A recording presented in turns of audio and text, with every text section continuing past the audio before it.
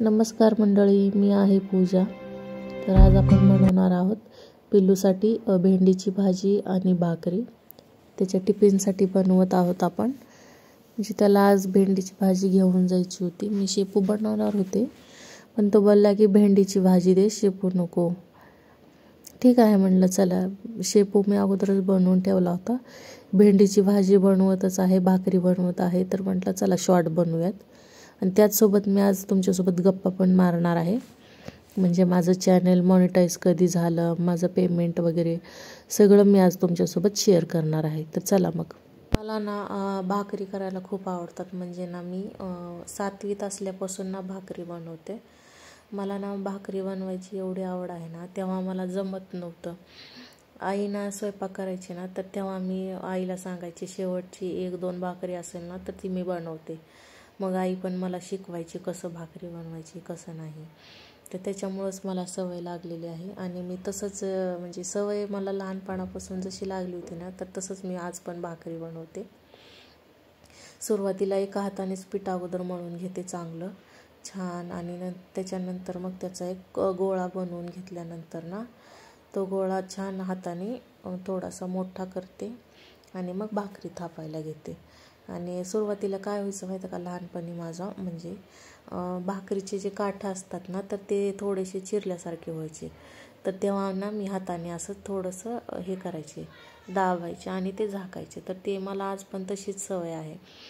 म्हणजे आता तसं होत नाही माझ्यासोबत, पण ती सवय लागलेली आहे ना, तर ती तशीच सवय आहे माझी। सुरुवातीला मी थोड्या वेळ एका हाताने भाकरी थापल्यानंतर मग 2 हाताने थापते, आणि त्याच्यानंतर मग मी भाकरी गॅसवर टाकते। आणि ते लहानपणी भाकरी वगैरे शिकली होते ना मी, तर मला तेव्हा हाताची वगैरे जास्त सवय नव्हती। मी उलतानं वगैरे वापरायचे ना, तर तेव्हा नंतर पण मला तशीच सवय लागली माझी। उलतानच लागतं मला, हाताने वगैरे भाकरी परतायच येत नाही मला। म्हणजे उलतानेशिवाय म्हणजे मला भाकरीच परतता येत नाही। छान झालेली आहे। आता आपण तव्यावर टाकूया, आणि तव्यावर टाकल्यानंतर ना आपण थोडंसंच पाणी लावायचं, कारण नाहीतर जास्त पाणी लावल्यानंतर काय होतं, भाकरी लाल पडते आतून। त्याच्यामुळं मग थोडंसं सर्वात अगोदर तर मी तुम्हाला धन्यवाद देईन, मनापासून तुम्हाला थँक्यू म्हणेन, कारण तुमच्यामुळेच मी इथपर्यंत पोहोचलेली आहे। आणि अशीच साथ तुमची असू द्यात माझ्यासोबत। तर माझं यूट्यूब चॅनल मॉनिटाईज होऊन तसं तर खूप दिवस झाले होते, पण व्हिडिओ तेव्हा बनवला नव्हता। म्हटलं की पेमेंट वगैरे आल्यानंतर बनवण्यात येईल, कारण ते ॲड्रेस व्हेरिफिकेशन करून झाल्यानंतर जो आपल्या घरी पिन पाठवतात ना, तर ते पिन आल्यानंतर मी व्हिडिओ बनवणार होते। पण यूट्यूबची पॉलिसी चेंज झाली होती, ते मला माहीतच नव्हतं की पॉलिसी चेंज आली आहे। यूट्यूब पॉलिसीनुसार ना, तर ते घरी पिन वगैरे पाठवत नाहीत, मोबाईलद्वारेच ॲड्रेस व्हेरिफिकेशन वगैरे करतात। तर मला माहीतच नव्हतं की माझं पूर्ण कंप्लीट झालेलं आहे। मी अचानक बघितलं तर माझं पूर्ण झालेलं होतं। त्याच्यात फक्त बँक डिटेल्स ॲड करायचं ऑप्शन आलं होतं, ते बँक डिटेल ॲड करायचंच फक्त बाकी होतं। मी इतके दिवस म्हणजे वेटच करत होते की माझं पिन कसं येत नाही आहे, घरी पिन कसं येत नाही आहे। पण ते माझं ऑलरेडी सगळं झालेलं होतं, फक्त बँक डिटेल्सच ॲड करायचे होते, तेवढ्यासाठीच राहिलं होतं माझं। तर चला म्हटलं आज शेअर करूयात की माझं मॉनिटाईज झालेलं चॅनेल वगैरे, याच्याबद्दल थोडंसं सांगूयात तुमच्याशी। यूट्यूब चॅनेल चालू करून बरेच दिवस झाले होते, म्हणजे मला कधी वाटलंही नव्हतं की माझं चॅनेल मॉनिटाईज होईल, मला पण पेमेंट चालू होईल, असं म्हणजे मला कधीच वाटलं नव्हतं। तेव्हा मी जॉब वगैरे करायचे ना, तर जॉब करतच मी व्हिडिओ वगैरे अपलोड करायचे। म्हणजे दिवसातून मी सकाळी 2-3, दुपारी 2-3 आणि संध्याकाळी 2-3 असे व्हिडिओ अपलोड करायचे। जास्त तर मी शॉर्ट्स व्हिडिओज अपलोड केलेले आहेत। तुम्ही माझ्या चॅनेलवर पाहू पण शकता की माझे शॉर्ट्स व्हिडिओ खूप आहेत। खरंच आज माझं यूट्यूब चॅनल म्हणजे मॉनिटाईज झालेलं आहे ना, तर मी खूप खुश आहे।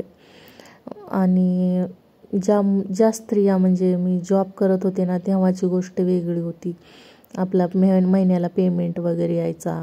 पण आता सध्या मी जॉबला वगैरे जात नाही आहे ना, म्हणजे घरीच असते ना, माझ्या मुलासाठी वगैरे, किंवा ज्यांचे लहान मुलं असतील ना, तर त्यांच्यासाठी खरंच यूट्यूब हे माध्यम खूप छान आहे। घरी बसल्या बसल्या पेमेंट वगैरे, थोडंसं सुरुवातीला मेहनत असते, डेली कंटेंट वगैरे अपलोड करावं लागतात, पण एकदा मॉनिटाईज चॅनेल झाल्यानंतर ना आपल्याला पण खूप छान उत्साह येतो की चला बाबा आपलं पण पेमेंट चालू झालेलं आहे.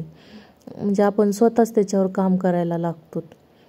माझं पण तसंच झालं. मला म्हणजे समजलंच नाही, माझं अचानकच म्हणजे मॉनिटायझेशनसाठी मला आलं आणि माझं चॅनेल पण मॉनिटाईज झालं. म्हणजे एवढी खुश झाले होते ना मी, खरंच खूप खुश झाले होते.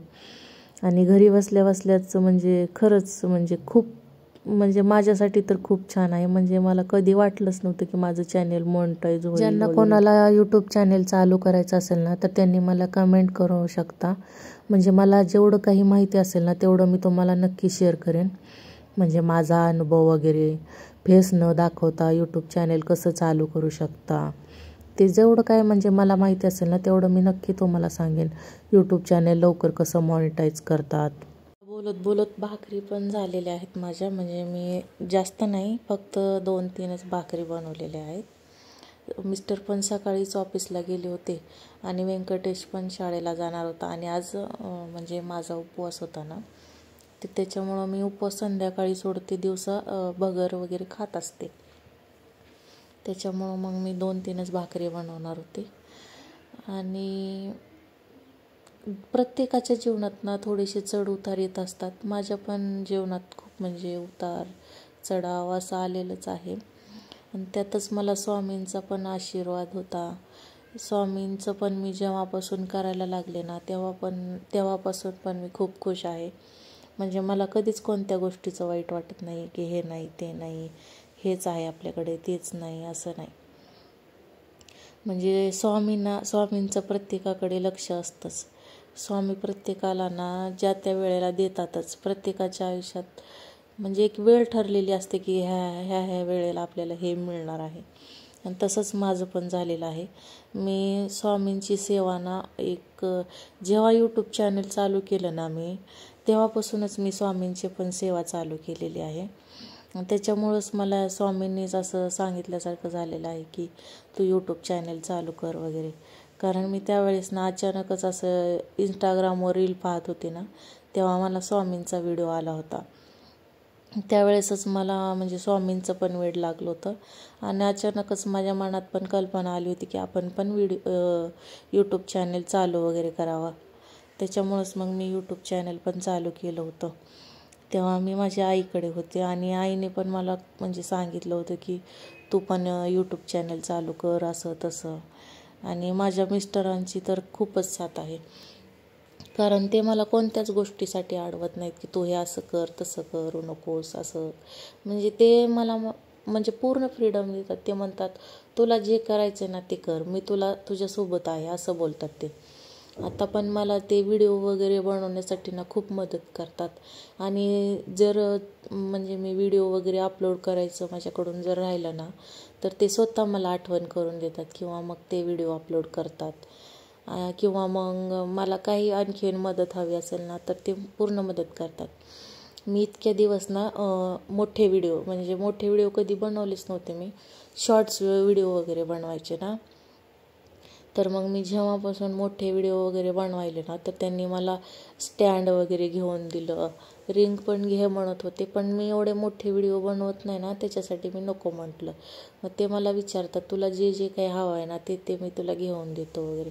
पण मीच म्हणते की मी एवढं काय म्हणजे मोठे व्हिडिओ वगैरे बनवत नाही. जेव्हा मला खरंच गरज पडेल ना तर तेव्हा मी नक्की सांगेन. तर त्यांची पण खूप साथ आहे मला. म्हणजे ते मला कधीच म्हणत नाहीत की तू असेच व्हिडिओ टाकतीस, तसेच टाकतीस, हे असंच आहे तसंच आहे, काहीच नाही म्हणत नाहीत.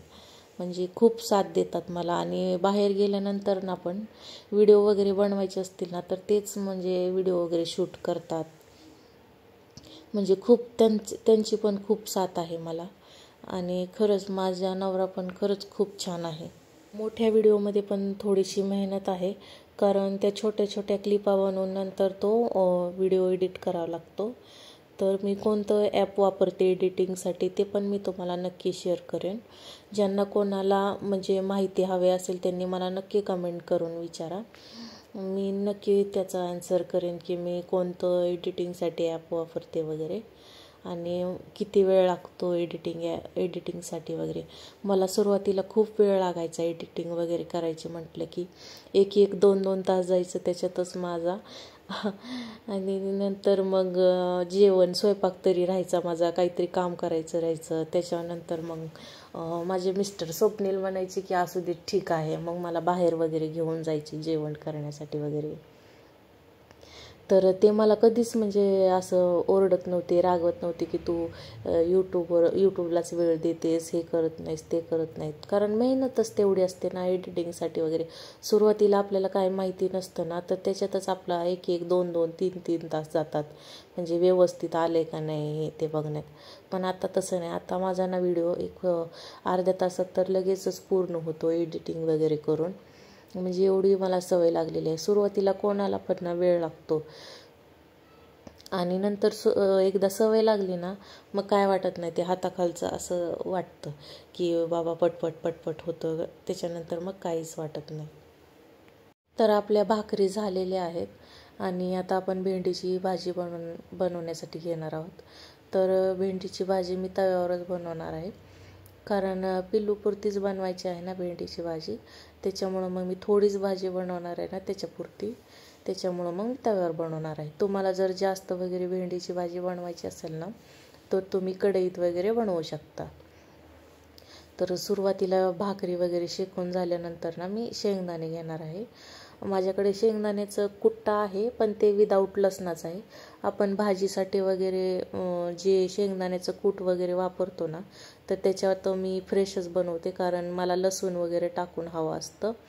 मी एकतर भाजीत लसूण ठेचून वगैरे टाकते, किंवा मग जास्त तर मी लसूण ना शेंगदाण्याचं कूट असतं ना ते बनवतानाच मी त्याच्यामध्ये लसूण वगैरे सोलून घालते, कारण ते तशी भाजी खूप छान लागते. म्हणजे शेंगदाण्याचं कूट असतं ना, शेंगदाणे भाजल्यानंतर ना त्याच्यात लसूण सोलून टाकायचा आणि त्याचं कूट बनवून घ्यायचं. तर आपण भेंडीची भाजी थोड्याशा वेगळ्या पद्धतीनं बनवणार आहोत. म्हणजे ही रेसिपी आहे ना भेंडीच्या भाजीची, ती माझ्या आईची आहे. म्हणजे माझ्या आईने शिकवलेली आहे. माझी आई कशी बनवते ना तर ते मी सांगणार आहे आज.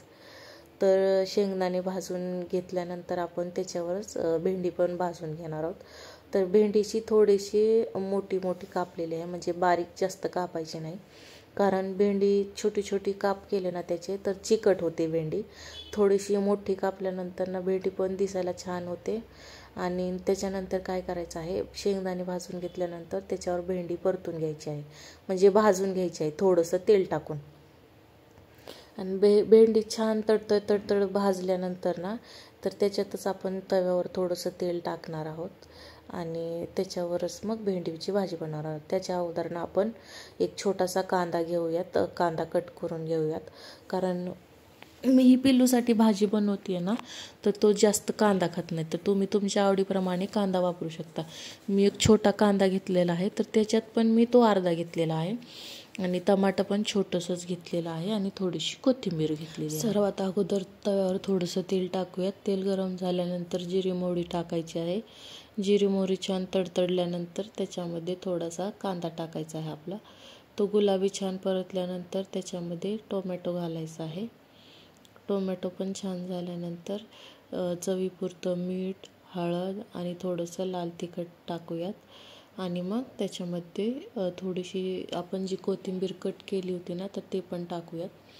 ते झाल्यानंतर आपण जी भेंडी भाजून घेतली होती ती त्याच्यामध्ये घालायची आहे आणि छान परतायची आहे. परतून झाल्यानंतर 2 मिनटासाठी झाकण ठेवायचं आहे.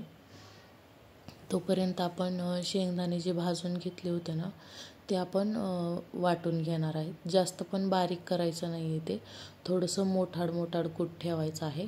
शेंगदाण्यामध्येच आपण थोडासा लसूण सोलून घातलेला आहे, तर ते थोडंसं मोठंच बारीक करायचं आहे, कारण मिक्सरमध्ये खूपच जास्त बारीक होतं ना तर त्याच्यामुळे चव वगैरे येत नाही. तरी पण आपण मोठाड कूट करायचं आहे. 2 मिनटं झाल्यानंतर आपण त्याच्यामध्ये थोडंसं शेंगदाण्याचं कूट घालायचं आहे. शेंगदाण्याचं कूट घातल्यानंतर पण आपण 2 मिनटं झाकून ठेवणार आहेत आणि तयार होती छान भेंडीची भाजी. जे आपण कोथिंबीर थोडीशी ठेवली होती ना तर ते पण वरून टाकणार आहेत. आणि अशा प्रकारची भेंडीची भाजी ना लहान मुलांना खूप आवडते आणि खूप छान टेस्टी पण लागते. तुम्ही नक्की ट्राय करून बघा आणि तुम्हाला कशी वाटली मला नक्की सांगा. तर असा होता माझा आजचा व्हिडिओ आणि सगळ्यांची खूप धन्यवाद. मनापासून खूप थँक्यू. तुम्हाला कसा वाटला व्हिडिओ मला नक्की कमेंट करून सांगा आणि रेसिपी पण कशी होती ते पण मला कमेंट करून सांगा. भेटूयात उद्याच्या व्हिडिओमध्ये. तोपर्यंत बाय.